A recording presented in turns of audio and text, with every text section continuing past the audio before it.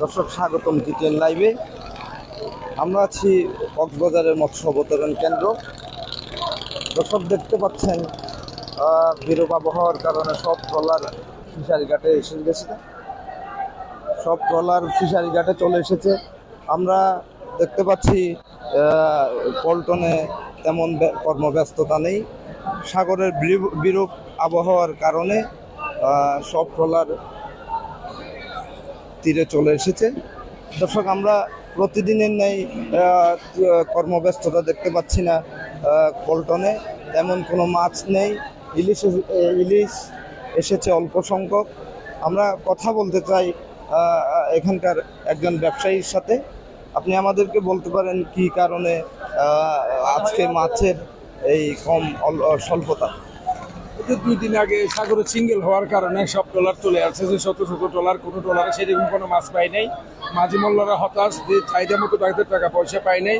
যে বুডের কোম্পানিরাও খুব সমস্যায় আছে, এক ট্রলার বাইর করতে 5-6 লাখ টাকা খরচ হয়। এইবারের মতো ফিরে আসা ট্রলার কোনোদিন সেরকম রেকর্ড হয় নাই। মার্কেটে সেরকম কোনো মাছ নেই, সাধারণ ক্রেতারা কিনে খেতে পারতেছে না। বর্তমান মার্কেটের মাছ নাই বললে চলে, আজকে কোনো মাছ আসেনি। আমরা এখন বর্তমানে সাগরের অবস্থা খারাপ, আবহাওয়া খারাপ, কিন্তু এর আগে যখন ছিল তখনও মাছের দাম ছিল আকাশচুম্বী। এর কারণ কি বলে মনে করেন? এর কারণ বলতে গেলে যেরকম চাহিদা ছিল, চাহিদা মাছ সেরকম তো মাছ পাচ্ছে না। এক ট্রলারে মাছ ধরা পড়ছিল 2 বছর আগে বা 1 বছর আগে যাকে যাকে ইলিশ ধরা পড়ছে। এই বছর সেরকম কোনো যাকে যাকে ইলিশ ধরা পড়ে নাই। এক ট্রলারে 500, 600, 700 পাইছে। এতে মাছের দাম কমতেছে না। মাছের দাম 1 কেজি ইলিশের দাম 1400-1500 টাকা এখানে বিক্রি হচ্ছে। তো সাধারণ ক্রেতারা কেমনি কিনে খাবে? কারণ ওরা তো দিন মজুর, খাওয়ার মতো তো সেরকম তাদের টাকা পয়সা থাকে না এবং নেই বললে চলে। আমরা জানি এখন ভারতে ইলিশ রপ্তানি বন্ধ রয়েছে, এরপরও কেন মাছের এত স্বল্পতা আপনি কি মনে করেন?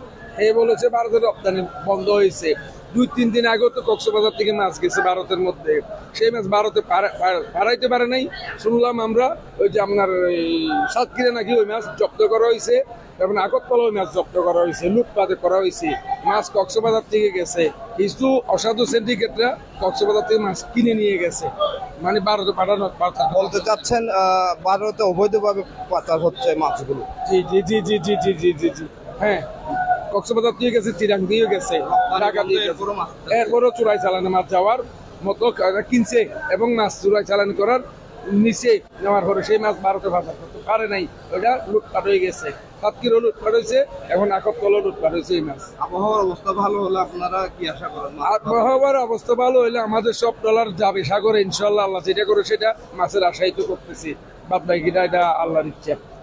ধন্যবাদ আপনাকে। দর্শক যেমনটা জানছিলাম ব্যবসায়ী বলছিল সাগরের বিরূপ আবহাওয়ার কারণে সব ট্রলারই চলে এসেছে, যার কারণে তেমন মাছ আহরণ করতে পারছে না।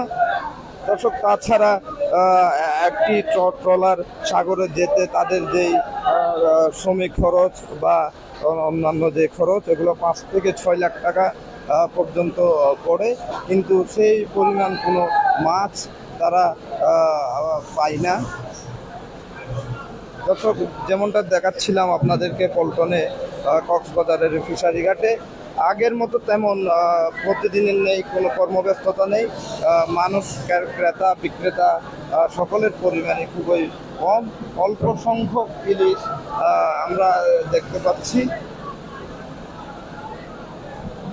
দর্শক সকল ট্রলার ফিরে আসার কারণে তেমন কোনো মাছ আজকে আমরা পল্টনে দেখতে পাচ্ছি না।